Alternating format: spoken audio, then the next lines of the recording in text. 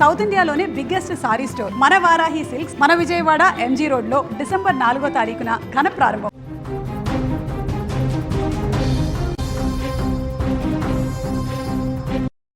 Ragging భూతం ఒకప్పుడు engineering degree కళాశాలలో ఉండేది. అది కాస్త ఇప్పుడు పాఠశాలలకు వ్యాపించింది.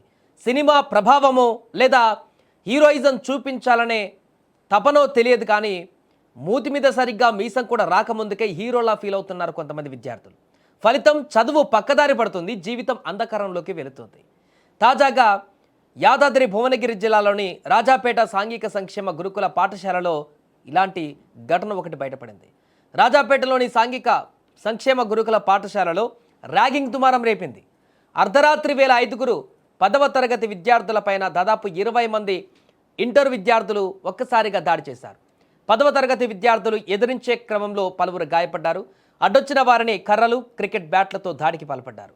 దాడి చేసిన వారంతా ఇంటర్ సెకండ్ ఇయర్ స్టూడెంట్స్ అని తెలుస్తుంది. ఈ తతంగాన్ని సెల్ ఫోన్లతో చిత్రీకరించడంతో ఈ విషయం కాస్త వెలుగులోకి వచ్చింది. గాయపడిన విద్యార్థులను వెంటనే సమీపంలోని ప్రభుత్వ ఆసుపత్రికి తరలించారు. అక్కడ ట్రీట్మెంట్ ఇచ్చినట్లుగా తెలుస్తోంది. ఘటన విషయం తెలియగానే బాధిత తల్లిదండ్రులు ఆగ్రహం వ్యక్తం చేశారు. పాఠశాల ప్రిన్సిపల్ యాజమాన్యం పైన కఠిన చర్యలు తీసుకోవాలంటూ కూడా డిమాండ్ చేస్తున్నారు. అసలు ఆ పాఠశాలలో ఇంత జరుగుతున్నా కూడా యాజమాన్యం స్పందించకపోవడం పైన కూడా ఆగ్రహాన్ని వ్యక్తం చేశారు తల్లిదండ్రులు. నిత్యం విద్యార్థులు ఎక్కడ గొడవ పడుతున్నారు, పాఠశాల మొత్తం హాస్టల్ కూడా అక్కడే ఉంటుంది కాబట్టి క్లాస్లో ఏ రకంగా ప్రవర్తిస్తున్నారు, ఎవరెవరికి మధ్య వివాదాలు ఉంటున్నాయి, వారు ఏ రకంగా బిహేవ్ చేస్తున్నారు అనేది కూడా పరిశీలించాల్సినటువంటి పరిస్థితి నుంచి నేడు పూర్తిగా విచక్షణ కోల్పోయి వారు క్రికెట్ బ్యాట్లతో అక్కడ చేతికి వచ్చినటువంటి వస్తువులతో ఒకరిపై ఒకరు తీవ్రమైనటువంటి దాడులకు చేసుకునేటువంటి పరిస్థితి ఏర్పడిందంటే అక్కడ ఎలాంటి పరిణామాలు ఏర్పడ్డాయి ఆ పాఠశాలలు అనేవి కూడా ఇప్పుడు ప్రశ్నలు ఉత్పన్నమవుతున్నాయి. సరిగా అసలు ఆ గొడవ అంటే ఏంటో కూడా తెలియనటువంటి ఏజ్లో ఎందుకు గొడవ పడుతున్నామో కూడా దానికి సరైన మీనింగ్ కూడా తెలియనటువంటి వయసులో ఈ రకమైనటువంటి దారుణ ఘటనకు పాల్పడుతున్నారు విద్యార్థులు. ఇప్పటివరకు కళాశాలల్లో పెద్ద పెద్ద కళాశాలలు ఇలాంటి ఘటనలు చూసాం.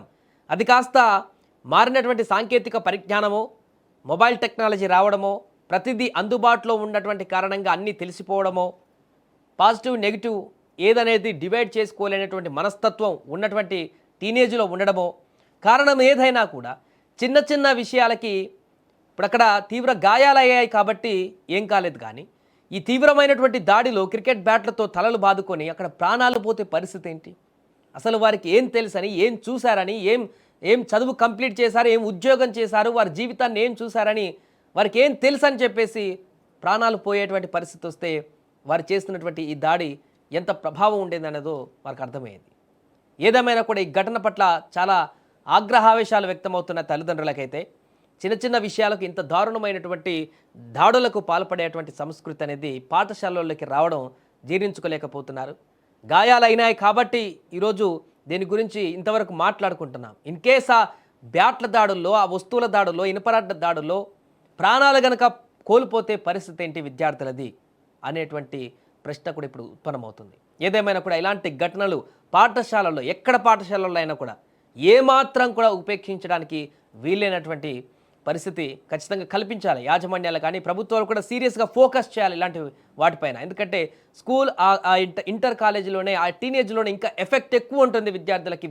వీటిని పూర్తిగా మొదట్లోనే తుంచకపోతే అది క్రమక్రమంగా మరింత విజృంభించి అన్ని పాఠశాలలు కూడా వ్యాపించేటువంటి అవకాశం ఉంటుంది. కాబట్టి ఇలాంటి పరిస్థితికి వస్తే ఏం జరుగుతుందో అనేటువంటి ఒక భయాందోళన విద్యార్థుల్లో కలిగితే, దాడులు చేసుకుంటే, ఇలాంటి పరిస్థితి ఏర్పడితే తమ భవిష్యత్తు ఏమైపోతుందో అనేటువంటి ఒక భయాందోళన వారికి కలగజేయగలిగితే, లేకుంటే బాధ్యతను గుర్తు చేయగలిగితే ఇలాంటి దాడులు మరలా జరగకుండా ఉంటాయి.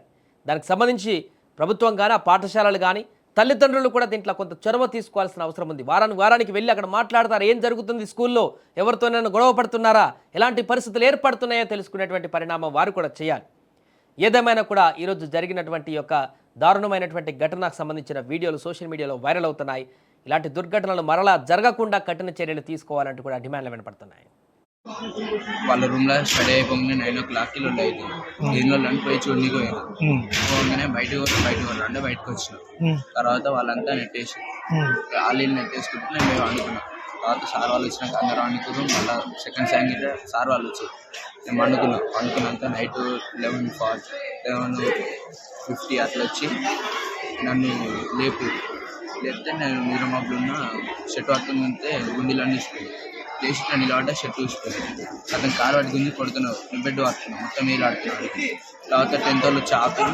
నేను పైకి ఎక్కిన బ్యాట్లు వికెట్ చేసుకొని వెళ్తున్నాను. తర్వాత కొంతమంది వచ్చారు, మా వాళ్ళు ఆపుకుంటే నాకు ఒక గ్యాప్ దొరికింది. ఆ గ్యాప్కి వెళ్ళి నేను ఎస్కేప్ అయ్యింది. బయటకు వచ్చినప్పుడు సార్ వాళ్ళు వచ్చారు అంటే మళ్ళీ నేను స్కూల్లోకి వస్తే నన్ను వచ్చి చూసుకోండి. సార్ వాళ్ళని మాట్లాడి పోయి అనుకోమని.